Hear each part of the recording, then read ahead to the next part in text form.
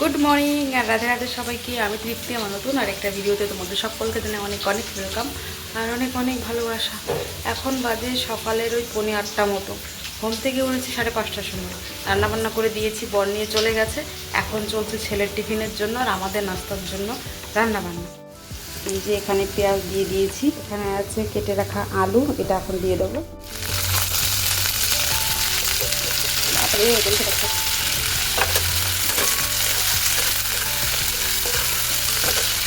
দিয়ে দেবো একটু লবণ, একটু হলুদ করে কিছুক্ষণ রান্না করে দেবো।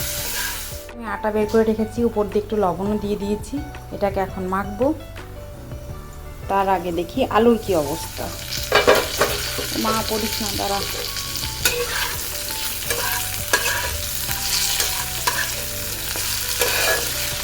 আলুটা একটু ভাজা ভাজা হয়ে গেছে, এবার দিয়ে দেব মটর।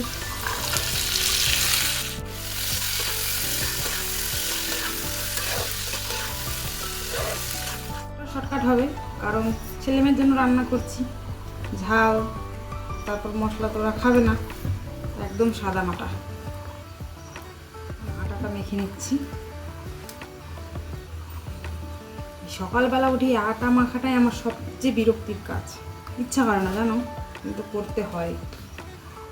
মাখতে বিরক্তি লাগলেও পেটে যাওয়ার পরে কিন্তু অনেকটাই আরাম লাগে। সেই আরামের জন্য একটুকুনো কষ্ট তো করতেই হবে।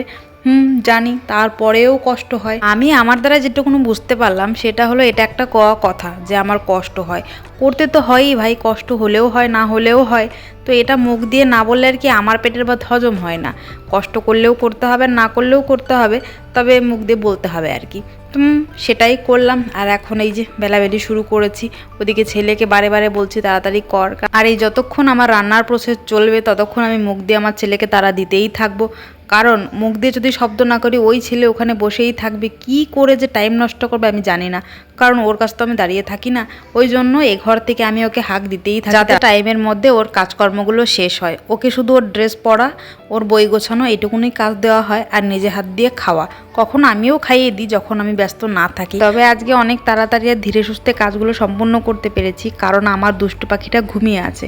ও যদি থাকতো তাহলে আমার কাছেই দাঁড়িয়ে থাকতো, আর ওকে সাইড করে কাজগুলো সম্পূর্ণ করতে আমার অনেকটা সময় লেগে যেত। ওই দেখো কত শান্তি করে ঘুমিয়ে আছে। আর এই ঘুম থেকে যখন উঠবে তখন সারা বাড়ি মাথায় করে রাখবে, এটা হলো না কেন, ওটা হলো না কেন, সেটা দাও ওটা দাও, মানে ওরই হুকুম চলে, ওরই রাজত্ব এটা।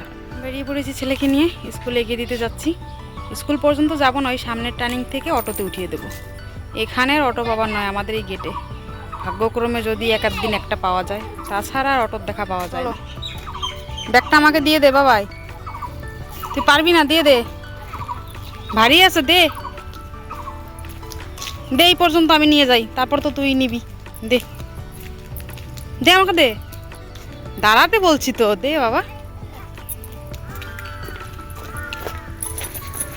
ছেড়ে দে। তুই ভীষণ ওজন, আমি মানে আমারই হাঁপানি উঠে যায়, তাহলে এই বাচ্চাটার কি অবস্থা। বাবার হাতটা ধরেছো, সামনের দিকে তাকিয়ে হাঁটো বাবা।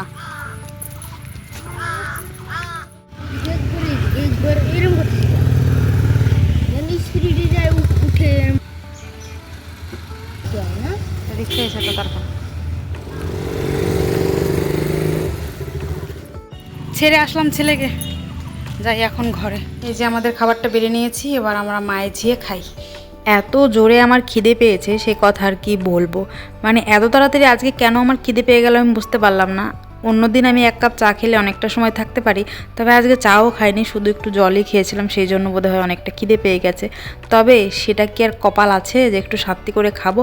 ওই দেখো আমার রাজকুমারী কী নিয়ে যে রাগ হয়ে গেছে আমি নিজেও বুঝতে পারলাম না। ওকে ঘুম থেকে টেনে ছেঁচড়ে তুলে তারপরে নিয়ে গেছি ওই দাদাকে ছাড়তে। ওখান থেকে এসে ওর মুখটা ধুয়ে আর দেরি করিনি, খেতে বসে পড়েছি। তবে ও যে কী নিয়ে রাগ করলো আমি সত্যি বুঝতে পারলাম না, গাল ফুলিয়ে বসে পড়েছে। তো কী আর করার, পরে ওকে অনেক চেষ্টা করে একটু খাইয়ে দিয়েছি। আর খাওয়ার পরে আমি 1 মিনিটও দেরি করিনি, বসে পড়েছি মেশিনে। আমার অন্যের দেওয়া একটু কাজ ছিল, তো সেই কাজটা আমার সম্পূর্ণ করতেই হতো, কারণ ওনরা 2 দিন আগেই দিয়ে গেছে। তো এই কাজটা শেষ করতে পারলেই মনে হচ্ছিল আমার মাথা থেকে একটা বোঝা কমে গেল। আর অন্যের কাজ জমিয়ে রাখতে না আমার ভীষণ বিরক্ত লাগে।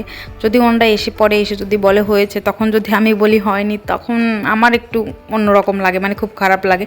সেই জন্য আমি আমার সাম্রাজ্য ফেলে রেখে আগে ওই কাজটাই শেষ করলাম। এখন আমি নিশ্চিন্ত মনে আমার বাকি কাজগুলো সম্পন্ন করতে পারবো।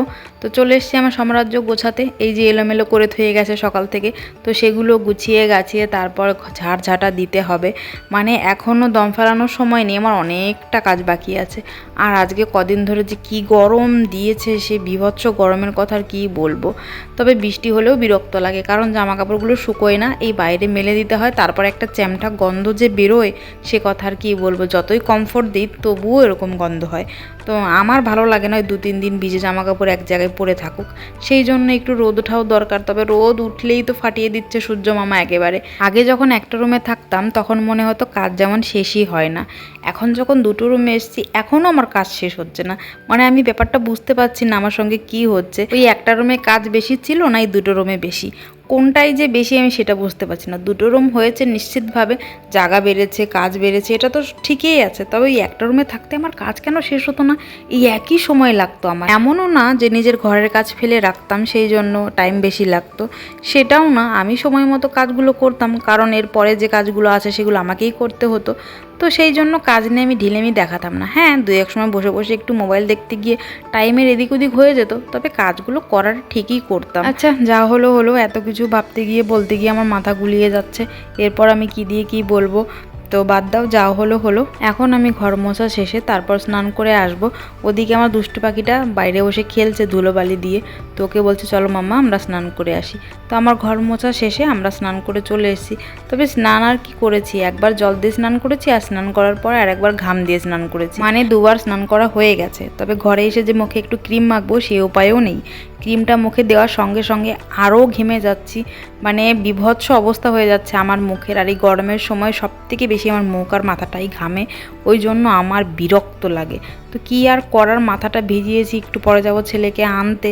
তো মাথার চুলগুলো না শুকালে ওগুলোও ভিজে চ্যাপচ্যাপা হয়ে থাকবে, আর ছেলেকে আনতে যাওয়ার সময় ঘেমে আরও ভিজে থাকবে, তখন একটা বিচ্ছিরি গন্ধ বেরোবে। তো সেই জন্য ভাবলাম কুলারটা চালিয়ে মাথাটা একটু শুকাই, মানে মাথার চুলগুলো। তবে ওই দেখো আমার দুষ্টু পাখিটা একবার আমার চুল ধরে টানছে, একবার কুলারে হাওয়া আটকে দিচ্ছে, একবার নিচে দেখাচ্ছে। ও যে কী করতে চাচ্ছে ও নিজেও জানে না।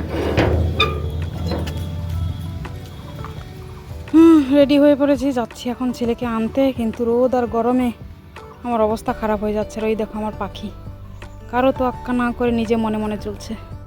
এত গরম দিয়েছে যেটা আর বলার ভাষা নেই।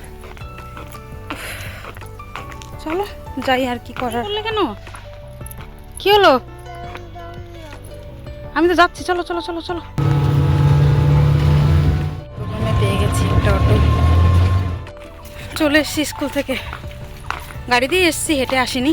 তবে এইটুকুনো হাঁটতে দম বেরিয়ে যাচ্ছে, এত গরম। খোল খোল দরজাটা খোল। যাও মা, যাও যাও, ভিতরে যাও ভিতরে যাও। স্কুল থেকে ফিরে ছেলেকে স্নান করিয়ে নিজেরা একটু খেয়ে গা হাত পা মুছে ওই যে বিছানায় পড়েছি। আমার ছানাটা তো ঘুমিয়ে গেছে, তবে বড় ছানাটা ঘুমোয়নি জানো কেন জানি না। এই ছেলেটার চোখে ছোটবেলা থেকে এত ঘুম কম, যদি ওকে বলা হয় সারা রাত জেগে থাকবে, দিনে তো ঘুমোই না, যত কষ্টই ওর হোক না কেন। তো কি আর করার, আমরা মায়ে ঝিয়ে ঘুমিয়েছি, মানে থাকতে না পেরে ঘুমিয়েছি। স্কুল থেকে ফেরার সময় বাজার থেকে নিয়ে এসেছিলাম 2 প্যাকেট দুধ, সেটাই এখন ফ্রিজ থেকে বের করে জাল করতে বসিয়েছি, আর একদিকে বসিয়েছি চা। এখন ছেলে মেয়েকে বিকেলের খাবারটা দিই, দুধ আর ব্রেড, আর আমি খাবো চা আর বিস্কুট। তো চলো আজকের মতো ভিডিওটা এখানেই শেষ করি। তোমাদের সঙ্গে কথা আরও অনেক হবে। সবাই ভালো থেকো, সুস্থ থেকো।